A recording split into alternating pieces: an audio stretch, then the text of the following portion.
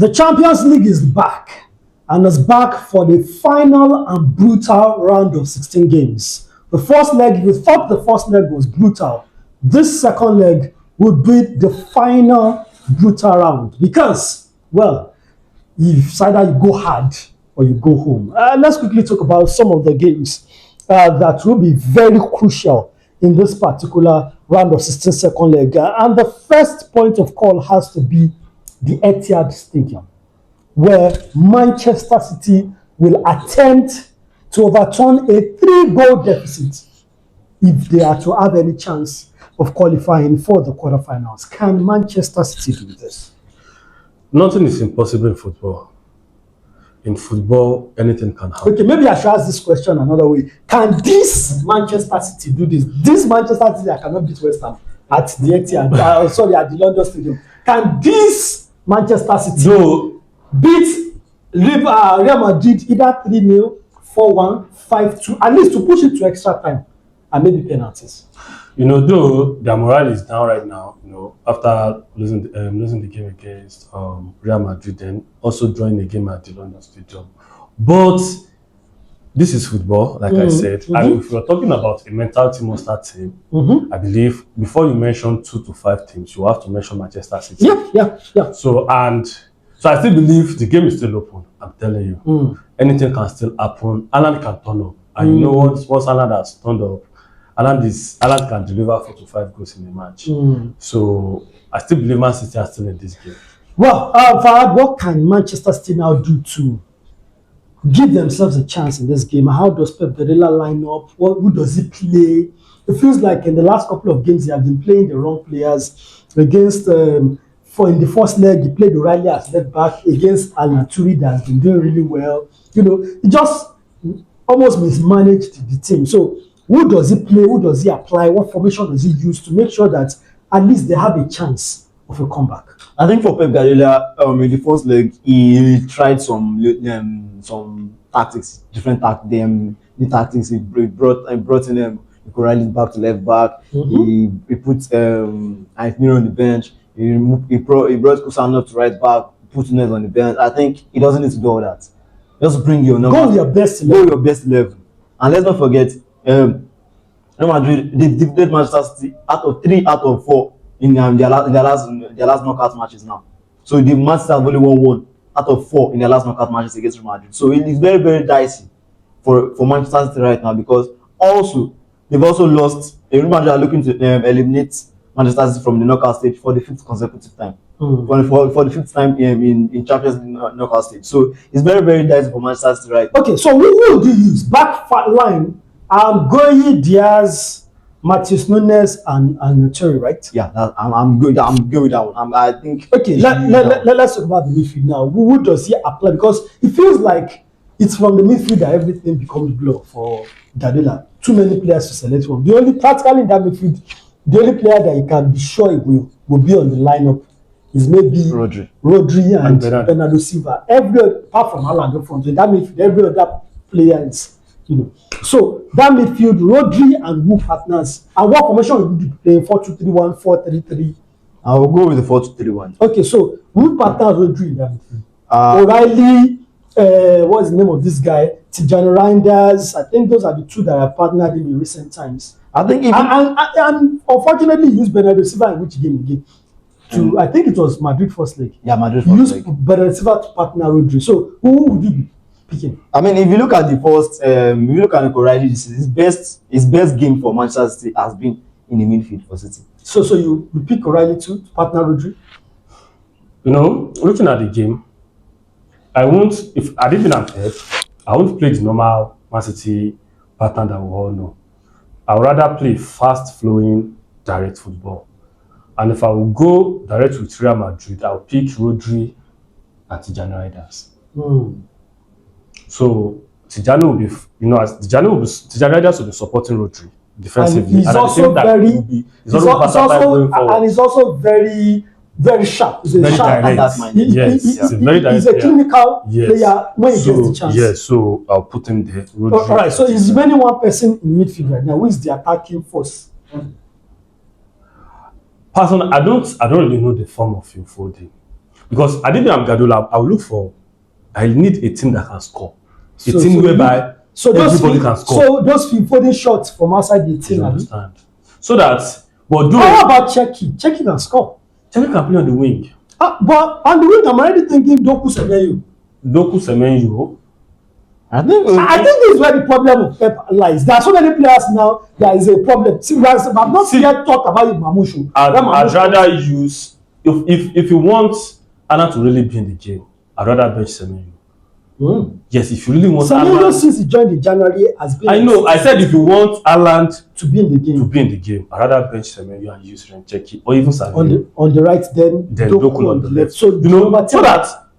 And the matter can be either Foden or Bernardo Silva. Continue. So because this team, they can either score and they can still create for Erling Haaland. For me, if you look at the first leg, one thing Real Madrid got right was anytime the ball was with Doku, you were either marking him or marking him.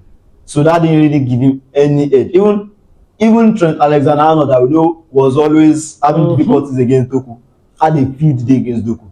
So for me, I think you need to remove that element you need to bring that element of surprise. Remove Doku. Bring in someone like if still on what you said, if you are using a 3-man to mark a man per se, it means you are shorting 2 players on other weeks. So why not take advantage of those places? Had it been Man City had clinical players at the middle.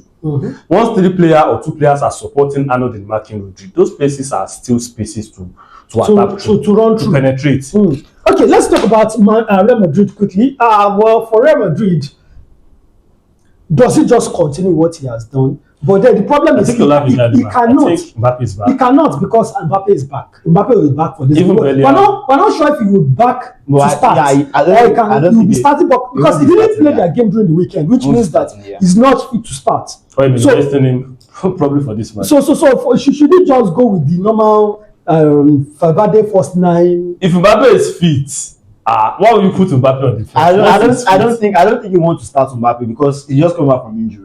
Maybe bring Mbappe around the 60th minute. According to what's coming up from Madrid, they are saying he might start Mbappe. He might bring Mbappe in if things are actually going very well for Madrid.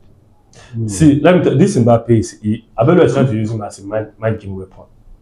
He's trying to toy with Pep Guardiola's man because so you don't know fit. I don't know why you want to bench Mbappe because maybe he's not fully fit. That's what I'm saying. I'm putting this condition. He has been injured for a while now. He doesn't have much fitness, so he may not have fitness. He may have been available even prior to this weekend match. Maybe he just rested him to play a mind game with Pep. Had he been came in that game, everybody would have known Mbappe is available now. But him not using him over the weekend, everybody will be like, is Mbappe coming? Is he not coming? Okay. So you having this, once you deploy him, because let's we all know Man City, even with 3 goals deficit, Man City will be playing all out. Yeah. And if Man City is playing all out, there will be a lot of space to devour for Mbappe. For Mbappe and Vinicius. I'm telling you, there will be a lot of space for Mbappe and Vini to devour. And if it is only Vini, it will still be very easy for Guardiola to manage. But do you understand? You just put Kusanov with Vini. Kusanov is also fast. Do you understand? But okay, if you are using Kusanov to mark Vini, what about Mbappe? I think if tried the Kusanov and Vini, it worked. Yeah, it was. But at what detriment? Most of those goals came from the other side of the pitch. But that means bringing in Kusanov, it takes something out of the attack for Manchester City. Yes. All those. Kusanov is not a fullback that can overlap. Yes, that can overlap. Pep said the same thing. Pep said him using Kusanov was about thinking of a fullback that won't even make an attempt to overlap at all. Because of Vinicius Junior, that will just stay with him. And it works because you can't approach all games the same way. At times, you need to sacrifice 1 or 2 things to get some results. Okay, all right. So let's do the prediction now. This game, how does it end? Scoreline first, then who qualifies? Who would like to start? I know the 3-1 win for City. So they will actually score the 3 goals they need, but they will concede. Yeah, they will concede. So I see them winning, but I don't see them qualifying. 5-2, then penalty shootout. Why do you always like violence? Because people have won the league anyway. Why you always like violence? See, Pep na my man. So I know what is happening. So who wins penalty? and Courtois versus Donnarumma. Both of them are tall. But both of them are not good with penalty shootouts. It's not about penalty. Is not about tight. But then Donnarumma saved Vini's last penalty. That was how many penalties in his career. How many penalties has he saved? Courtois, how many penalties against England? Let's not forget. How many penalties did they kick that day? How many penalties was So who wins? City number? Okay, all right. Let's talk about Arsenal. Well, they did not expect what they found in Leverkusen. You know, well, I was saying that when I was watching that game, the song that kept coming to my mind is Bushmeat caught the hunter. One day Bushmeat go catch the hunter because one day Bushmeat go catch the hunter. Let me tell you something. Catch the hunter. There's one papa that used to make one adage. He said, "Kakakiyawo mi no I had debate." So we held on. Before that game, they were talking about Arsenal using the corner car, the dark hat corner. At the end of the day, it was Arsenal eventually conceding from the corner. Trap that is set for Leverkusen. But then this is the Emirates Stadium. There is no doubt, definitely, that Arsenal should edge this, right? I mean, they prodded their way to a 1-1 draw. Mm-hmm. I mean, I won't expect them to. I won't expect much from them to fraud their way to that way. That is Arsenal. They can. Wait. What's the fraud there? That penalty was not. See, I'm telling you something. I know even if it is in the Premier League, they may not choose a penalty because that's the Premier League for you. But the Premier League officiating is not always balanced. There's always inconsistency. But this is Champions League. That boy is a clean penalty. That defender was a stupid guy. Even as a football viewer, as a football lover, I know that what Madueke is trying to get there is a penalty. He's trying to get a penalty there. It's not as if he has any other thing in plan to do over there. And the guy played his game. You know what? You know why you people were thinking it's probably not the penalty was because by the time Madueke fell, there was no longer a contact, but there was contact prior to that fall, and that was what they viewed. That was the preview. Okay, all right. So Arsenal at the Emirates, is there any doubt? No doubt. I think Leverkusen. I think the fact that Arsenal actually got a goal in Leverkusen has made it more difficult for Leverkusen actually. But then, who does Arteta deploy now? Who does he deploy? That front three is still an issue. Saka, Gyökeres, and who on the left? I don't know if first leg you use Martinelli. No, I personally, I still believe. I personally will prefer. This is a team that this is a team that Trossard is not available. This is a team that uses 3-4-3. So I prefer a faster winger than Saka. So you put Nani because Nani started there against Everton. No, he started at the right side. At the left side. Where did Saka play? On the right side, on his normal wing. That's what I'm saying. I'm talking about Saka wing right now. Oh, you put Nani in Saka's wing. Reason being because I already said Saka. Gyökeres. So I was thinking of. No, I'm talking about Saka. So because a team that's using 3-4-3 formation. At first, they will use one of the centre back, one of the three centre back to mark your winger. Mm-hmm. Then, if the winger is not that fast, the wing back will track back, and it will be 2 against 1. And we all know Saka is not that fast with the ball. Saka is a very so why would you deploy Saka? So I said deploy Saka on the middle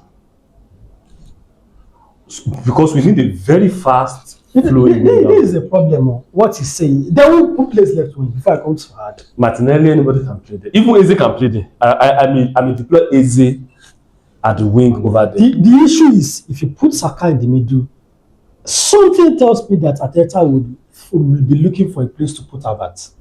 I was thinking before that for that middle, it would be either Havertz or Eze. Now he's saying Saka plays there, which means where does Havertz play? Where does Eze play? He's saying Eze plays on the left. Eze has not played on the left for Arsenal now for a long while. I don't know. It will just be like a Manchester United football, a dynamic football. Everybody will be moving around. Yes, everybody can go anywhere. Saka and Madueke can switch roles. Do you understand? Eze can switch. No, like at the middle, middle and the right wing. Saka Madueke can switch. Eze can switch with anybody. Yeah, that's what I'm saying. So sometimes you find Madueke. You understand? Yes. So it won't be a very rigid structure. Do you think that will work? I think for Arteta, He's set his mind now on the Premier League and Champions League for him to start making permutations. I don't think he wants to risk anything. He might want to go with the basic instead of just going with okay, I need to play this player in this position. Let's see if it's going to work. He has tried other things and it has worked. You know why we risk it? Because he has played the game with them. So using the game you played, you can make a decision based on the game you played with them. It's not as if you've not played the game at all. He has learned from the first leg. And this is a team that the pace at which they are getting back once they're out of possession, they're very fast. Once Arsenal dispossess them, all of them are back before you know it. So we need a very fast winger. Look at the minute Madueke came in that game. Everything started changing, just like Dalma came in against Everton. Immediately Madueke came in that game, they started having problems. Started making those runs.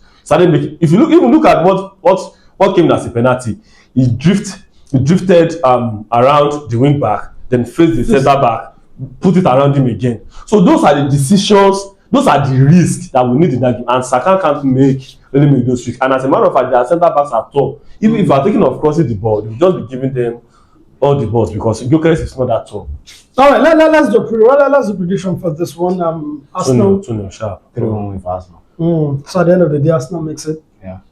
Interesting. Well, we'll find out very soon how that comes up. And let's talk about Tottenham Hotspur against Atletico de Madrid. This one will be tie again. 5-2.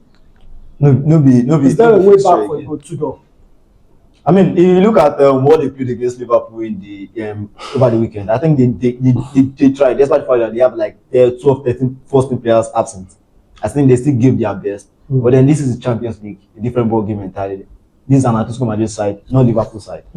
These guys, they'll punish you. Liverpool had chances to score, to punish Tottenham Hotspur over the weekend, and they didn't take them. Solid, Alvarez, Griezmann, Lookman, anybody. These guys will punish you. Punish you if you give them the chance. So I don't see, unless Simeone and the boys want to be messy. Why Messi? Does Tottenham? So are you sure they're going to beat Tottenham? Does Tottenham even win this fixture? That was what I wanted to ask. Does Tottenham even win this fixture? We're not talking about overturning the 3-goal deficit now. Does Tottenham even win this? Personally, I feel Igotudo need to ask himself and the management and the team that, do we really need to win this game? Because I'm telling you, the moment they are still in the Champions League, they may relegate. They just need to count the cost. Should we sacrifice this and focus on not getting relegated? Yes, they need to just have the target because it's obvious already the team is down, injuries all over the place. So with the available players you have now, how many competition can you manage to compete in? So, and if they can just calculate the cost and probably sacrifice this, they just need a draw and respectfully disqualify. So what's the prediction for this? I'm going with a 4-1 win for No, Are they not name it like come on now? But there is not Kinski that they will use now. I'm saying it. It's not Kinski that they will use. Probably 1 or 2 to draw. I'm still going with it. I'm still going with it. Atletico is not that fantastic. I'm telling you. Yeah, they didn't play fantastic. You know, it's not as if they didn't play. They are not that fantastic. They didn't play very well against Getafe over the weekend. Even again, aside from the game with Getafe, they are not that fantastic. So Tottenham are worse at the same time. So, but if you want to play an active football against an active football team, so you expect a boring match. So a draw, a win, and maybe a sort of bonus. I mean, this game seems over. Sporting Lisbon against Bodo Glimt. Sporting Lisbon will be at home. 3 goals deficit. There are so many 3-goal deficits in this. Any chance for Sporting Lisbon? Nah, I don't see. I don't see Sporting Lisbon over. I don't think unless Bodo Glimt want to be. I don't know. They say unfortunate or something. That's when they can actually capitulate on this. You know, with my experience in football, when Champions League get to the knockout stage, at times magic do happen. Believe me, a goal in the first half of Sporting Lisbon and things may change. Just a goal in the first 10-15 minutes or a red card. I mean, we saw what Atalanta did in the playoffs. They were 2 goals down from first leg and they overturned it. So or a red card, everywhere could just blow. So this is football. We can't just say. And as a matter of fact, Bodo Glimt has been surprising everybody. Even they mocked Manchester United. They had 5 straight Champions League wins, and they started babbling one guy here at the stadium. And they did it now, during the first leg. Yeah. So, but still, they should not let it enter their head, because if they qualify, they'll be playing against the best team in the world right now. Well, Bodo Glimt in the No, quarterfinals. Arsenal now. Chelsea are the best team in the world right No, now. Chelsea has the World Cup and World League cabinet, but the best team in the world right now. Well, Bodo Glimt in the quarterfinals. Maybe, just maybe, we can start believing that a 2004 FC Porto may be possible once again. That's their end. That's their end. Well, I guess we'll find out.